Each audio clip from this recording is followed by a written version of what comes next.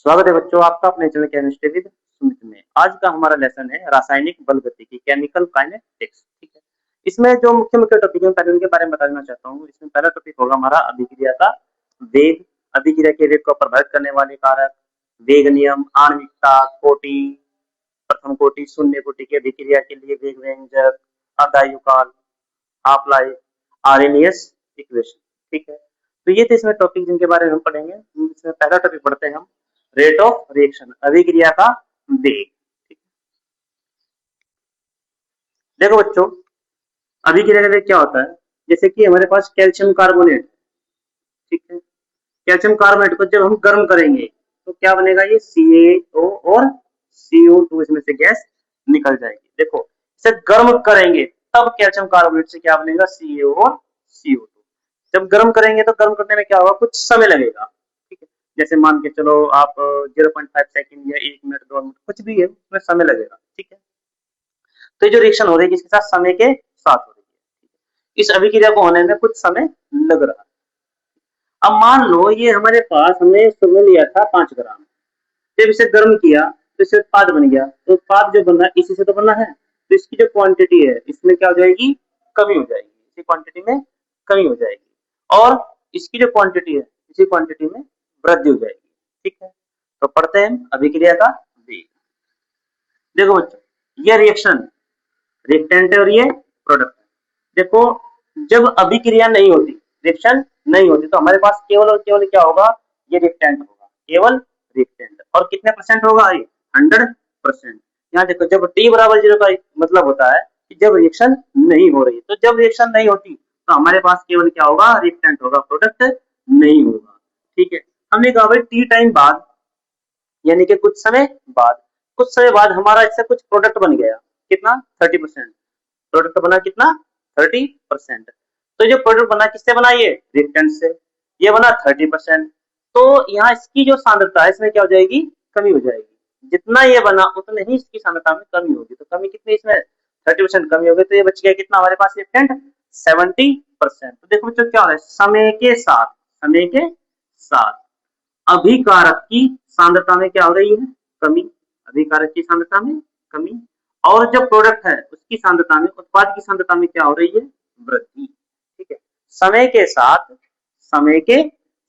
देखो, जब t बराबर 0, जब अभिक्रिया नहीं हो रही, और अभिक्रिया को होने में क्या होता है? कुछ समय लगता है। तो टी टाइम बाद, ठीक है, टी टाइम बाद हमारा जो है इसमें प्रोडक्ट बन गया 30%।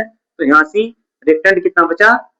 70%। तो समय के साथ अभिकारक की सांद्रता में कमी या उत्पाद की सांद्रता में वृद्धि की दर, यही कहलाता है रेट ऑफ रिएक्शन, ROR। ठीक है, अब देखो, इसे जो प्रारंभ में जब रिएक्शन नहीं हो रही थी, हमारे पास केवल रिएक्टेंट था। कितना? 100%।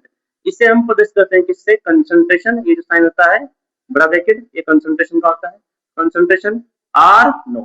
ठीक है, ये हो गई हमारी प्रारंभिक सांद्रता। ठीक है, जब इसका प्रोडक्ट बन गया तो ये जो बची है हमारे पास, जो रिएक्टेंट बचा, ठीक है, 70%, इसे हम प्रदर्शित करते हैं किससे? कंसंट्रेशन R से। कंसंट्रेशन R से, ये हो गई हमारी शेष सांद्रता। तो प्रारंभिक सांद्रता कंसंट्रेशन R0 और शेष सांद्रता कंसंट्रेशन R। तो फिर देख लो एक बार, फिर बता देता हूँ।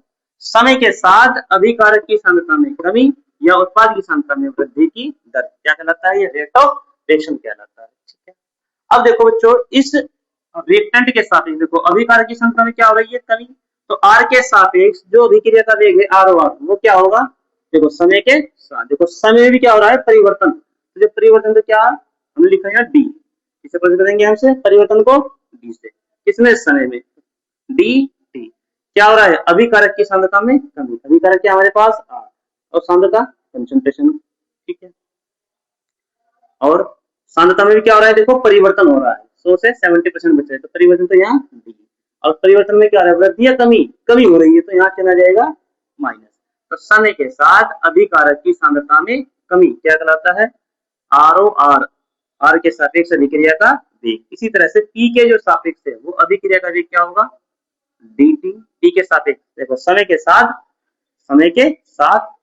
प्रोडक्ट की सांद्रता में क्या हो रही है? वृद्धि। तो यहाँ क्या लिखेंगे? कंसंट्रेशन P, D और चिन्ह क्या होगा? प्लस। समय के साथ उत्पाद की सांद्रता में वृद्धि की दर क्या कराता है? अभिक्रिया का वेग T के सापेक्ष। नेक्स्ट टॉपिक बच्चों, अभिक्रिया के वेग को प्रभावित करने वाले कारक। उसमें पहला कारक लिखते हैं हम सांद्रता।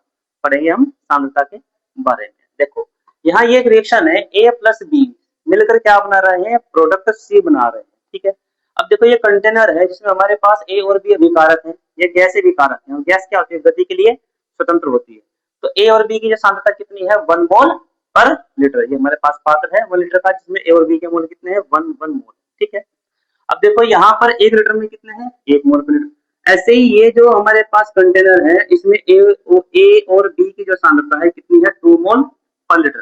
तो अणुओं की जो संख्या है वो यहाँ ज्यादा है कंटेनर बी में, जो अणुओं की संख्या है ज्यादा है। ठीक है, अब देखो यहाँ पर जो ए के जो कण है और बी के कण है वो संख्या में कम है, तो इनके बीच की दूरी भी क्या होगी, ज्यादा होगी। ठीक है, तो देखो यहाँ पर जब ये टकराएंगे तो क्या बनेगा, प्रोडक्ट बन जाएगा ए बी से सी, प्रोडक्ट बन गया सी। ऐसे ही यहां पर भी ये टकराएंगे ए और बी, प्रोडक्ट बन जाएगा सी। ए बी टकराए, प्रोडक्ट बन गया सी। ए बी टकराए, प्रोडक्ट बन गया सी। ठीक है, तो मैंने बताया था अभिक्रिया का वेग। तो समय के साथ देखो क्या हो रहा है, अभिकारक की जो सांद्रता है उसमें कमी और उत्पाद की जो सांद्रता है उसमें क्या हो रही है, वृद्धि। ये क्या होता है, अभिक्रिया का वेग। अब देखो यहाँ पर इसमें सांद्रता कम है, 1 मोल पर लीटर। यहाँ पर जो कंटेनर बी इसमें सांद्रता ज्यादा है, तो इसमें अणु संख्या कम, इसमें ज्यादा है। ठीक है, तो यहाँ कणों के बीच की दूरी ज्यादा और यहाँ कणों के बीच की दूरी कम है। अब देखो अगर कण दूर दूर है उन्हें टकराने में ज्यादा समय लगेगा, अगर कण नजदीक है तो उन्हें टकराने में कम समय लगेगा। तो अभिक्रिया जल्दी कहाँ होगी, जहां अणुओं के बीच की दूरी कम है या जहां अणुओं के बीच की दूरी अधिक है। अभिक्रिया होगी जल्दी वहां जहां अभिकारकों के अणुओं के बीच की दूरी कम होगी। ठीक है, क्योंकि यहाँ इन्हें ए और बी को टकराने में कम समय लगेगा, तो इसका मतलब अभिक्रिया जल्दी हो रही है, इसका मतलब अभिक्रिया का वेग बढ़ रहा है। ठीक है,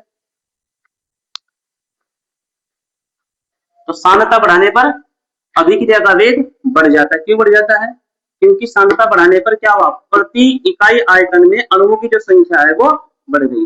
प्रति इकाई आयतन में अणुओं की जो संख्या है वो बढ़ जाती है, इसलिए अभिक्रिया का वेग बढ़ जाता है। क्योंकि जब प्रति इकाई आयतन में अणुओं की संख्या बढ़ जाएगी तो उनके टकराने की संभावना अधिक हो जाएगी और उन्हें टकराने में भी कम समय लगेगा, जिस कारण उत्पाद जल्दी बन जाएगा, यानी कि अभिक्रिया जल्दी हो जाएगी। तो सांद्रता बढ़ने पर अभिक्रिया का वेग बढ़ जाता है, क्योंकि प्रति इकाई आयतन में अणुओं की संख्या बढ़ जाती है। ठीक है, नेक्स्ट पढ़ते हैं हम दाब, प्रेशर। देखो बच्चों ये हमारे पास कंटेनर है। ठीक है, इसमें हमारे पास ए व बी है, अभिकारक ए और बी। अब देखो जब ये हमारे पास, अब कैसे है हमारे पास गैसेस, गैसीय अभिकारक है। ठीक है, अब जब इस कंटेनर में हम क्या करते हैं, प्रेशर बढ़ाते हैं, ऊपर से प्रेशर डालते हैं, तो जो गैस के कण है वो क्या होंगे, पास पास आ जाएंगे। तो प्रेशर डालने से पहले कण क्या होंगे, दूर दूर होंगे, लेकिन जब हम प्रेशर लगाएंगे, ऊपर से दाब डालेंगे, तो कण क्या होंगे, विकारक के जो अणु है क्या आ जाएंगे, पास पास आ जाएंगे। जब विकारक अणु पास पास आ जाएंगे तो वो जल्दी टकराएंगे, और जल्दी टकराएंगे तो उत्पाद जल्दी बनेगा। ठीक है, तो दाब बढ़ाने पर अभिक्रिया का वेग बढ़ जाता है, क्योंकि उनकी जो टकराने की जो संभावना है वो अधिक हो जाती है और अभिकारक के जो है वो जल्दी टकराते हैं, जिससे उत्पाद जल्दी बन जाता है। नेक्स्ट है नंबर 3, ताप, टेम्परेचर। अब देखो बच्चों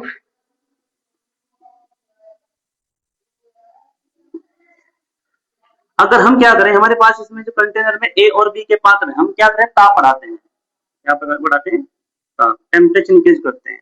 ताप बढ़ाएंगे तो ये जो कंटेनर है ये भी गर्म होगा, और जो गैस के जो अणु है वो इस कंटेनर से टकराएंगे। ठीक है, जब कंटेनर से टकराएंगे तो उससे क्या प्राप्त करेंगे, वो एनर्जी, एनर्जी गेन करेंगे, एनर्जी प्राप्त करेंगे, तो अणुओं की जो गतिज ऊर्जा है वो बढ़ जाएगी, अणुओं की गतिज ऊर्जा बढ़ जाएगी। तो गर्म करने से पहले जो अभिकारक के जो अणु है उनकी स्पीड कम थी, लेकिन जब हमने गर्म किया तो उनकी गतिज ऊर्जा है, अणुओं की जो गतिज ऊर्जा वो बढ़ जाती है, जिस कारण के टकराने की जो संभावना है वो अधिक हो जाती है, और जो अभिकारक के अणु में जल्दी टकराते हैं। जब अणुओं की गतिज ऊर्जा बढ़ जाएगी तो अणु जो है वो जल्दी टकराएंगे। ठीक है, अब अणु अभिकारक के अणु जल्दी टकराएंगे तो उत्पाद भी जल्दी बनेगा, इसका मतलब अभिक्रिया का वेग बढ़ जाता है। तो हम कहेंगे कि ताप बढ़ाने पर अभिक्रिया का जो वेग है वो बढ़ जाता है। क्यों? क्योंकि अभिकारकों की अणुओं की जो गतिज ऊर्जा है वो बढ़ जाती है। ठीक है बच्चों, अभिक्रिया के वेग को प्रभावित करने वाले कारक में अब पढ़ते हैं हम उत्प्रेरक के बारे में। देखो बच्चों, आप जानते हैं कि उत्प्रेरक क्या होता है। धनात्मक उत्प्रेरक अभिक्रिया के वेग को बढ़ाता है, ऋणात्मक उत्प्रेरक अभिक्रिया के वेग को घटा देता है। देखो बच्चों, ये एक रिएक्शन है A प्लस बी और इससे बना है प्रोडक्ट C। इस अभिक्रिया को होने के लिए कम से कम 50 जूल ऊर्जा चाहिए। ठीक है, यहाँ पर जो हमारे पास कंटेनर में जो अभिकारक के जो अणु है ए व बी, उनकी जो सामान्य ऊर्जा है वो 10 जूल है। तो रिएक्शन तो नहीं होगी। क्यों? क्योंकि अभिक्रिया होने के लिए हमें चाहिए कितनी, अभिकारक के अणु में 50 जूल ऊर्जा होनी चाहिए। तो हम क्या करेंगे, इस कंटेनर को गर्म करते हैं। जब कंटेनर को गर्म करेंगे तो कंटेनर भी गर्म होगा। जब इसे बाहर से एनर्जी देंगे तो कंटेनर गर्म होगा, और अभी गैस विकार के जो अणु है जब ये कंटेनर से टकराएंगे तो उससे एनर्जी गेन करेंगे, जिससे अणुओं की जो गतिज ऊर्जा है वो बढ़ जाएगी। जब अणुओं की गतिज ऊर्जा लगभग 50 जूल पर पहुंच जाएगी तो ये अभिक्रिया हो जाएगी। ठीक है, तो देखो बच्चों, ये जो हम बाहर से जो एक्स्ट्रा एनर्जी दे रही है क्या है, ये होती है सक्रियण ऊर्जा, एक्टिवेशन एनर्जी। देखो क्या होती है ये, वह न्यूनतम अतिरिक्त ऊर्जा जिसका अभिक्रिया होने के लिए अभिकारकों के अणु में होना अनिवार्य कहलाती है सक्रियण ऊर्जा। ठीक है, अब इसे हम ग्राफ के माध्यम से समझते हैं। देखो बच्चों, ये एक ग्राफ है, ये तो हो गया अभिक्रिया का मार्ग, और ये ऊपर की ओर है ये सक्रियण ऊर्जा। ऐसे सक्रियण ऊर्जा बढ़ रही है और ये अभिक्रिया का मार्ग है। यहाँ पर ये अभिकारक है जिनकी जो ऊर्जा है कितनी है, 10 जूल है। अब ये अभिक्रिया होने, अब ये देखो अभिकारक से उत्पाद बन रहा है, तो अभिकारकों की सामान्य ऊर्जा 10 जूल है। तो हमने क्या किया, उसे गर्म किया। तो गर्म करेंगे तो अभिकारकों की गतिज ऊर्जा बढ़ जाएगी, और ये ऊर्जा जब 50 जूल तक पहुंच जाएगी, ये क्या कहलाएगी, सक्रियण ऊर्जा, तब ये उत्पाद बन जाएगा। तो ये जो मार्ग है ये वाला, ये हुआ बिना उत्प्रेरक के। ठीक है, अब जब इसमें हम उत्प्रेरक डाल देंगे, उत्प्रेरक डाल देंगे तो उत्प्रेरक क्या करेगा, उत्प्रेरक डाल देंगे तो जो अभिक्रिया की जो सक्रियण ऊर्जा है उसे कम कर देता है। ठीक है, जो उत्प्रेरक है वो अभिक्रिया की सक्रियण ऊर्जा को कम कर देता है। तो जब उत्प्रेरक डाल देंगे तो क्या करेगा उत्प्रेरक, ये अभिकारकों के अणुओं की जो सक्रियण ऊर्जा है उसे कम कर देगा। तो जब उत्प्रेरक डाल दिया तो मार्ग होगा ये। अब देखो, जब अब मार्ग छोटा हो गया तो पहले तो ऊर्जा में 50 जूल चाहिए थी, अब जो सक्रियण ऊर्जा है वो कम चाहिए। ठीक है, तो उत्प्रेरक डालने पर अब बताइए अभिक्रिया अब जल्दी होगी या अभिक्रिया पहले जल्दी हो रही थी, अभिक्रिया अब जल्दी होगी उत्प्रेरक डालने पर। तो उत्प्रेरक डालने पर अभिक्रिया का वेग बढ़ जाता है। क्यों? क्योंकि जो सक्रियण ऊर्जा है वो कम हो जाती है। ठीक है, नेक्स्ट टॉपिक है बच्चों वेग नियम, रेट लॉ। ठीक, देखो बच्चे, हमारे पास दो कंटेनर है ए और बी। यहाँ पर ए और बी की जो सांद्रता इसमें कम है, और जो कंटेनर बी है इसमें ए व बी की जो सांद्रता है वो ज्यादा है। देखो यहाँ पर जो अणु है वो दूर दूर होंगे, क्योंकि यहाँ सांद्रता कम है। यहाँ पर जो अणु है 1 लीटर में वो अणु ज्यादा है, तो कण क्या होंगे, वो पास पास होंगे। तो देखो बच्चों, अब बताइए कि जो अभिकारक ए व बी को टकराने में यहाँ समय ज्यादा लगेगा या यहाँ समय ज्यादा लगेगा? समय यहाँ ज्यादा लगेगा, क्योंकि यहाँ अणुओं की जो संख्या है वो कम है, सांद्रता यहाँ कम है। यहाँ अभिकारकों की सांद्रता ज्यादा है, कण क्या है, पास पास है, तो उन्हें टकराने में समय कम लगेगा, तो अभिक्रिया जल्दी होगी।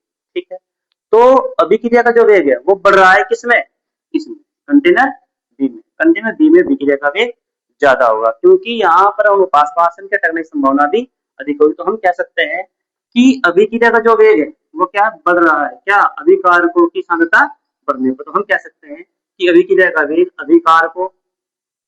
अभिकारक क्या हुए, ए और बी, अभिकारकों की सांद्रता, सांद्रता को प्रदर्शित करेंगे किससे, इस साइन से। ठीक है, बड़े वेग से।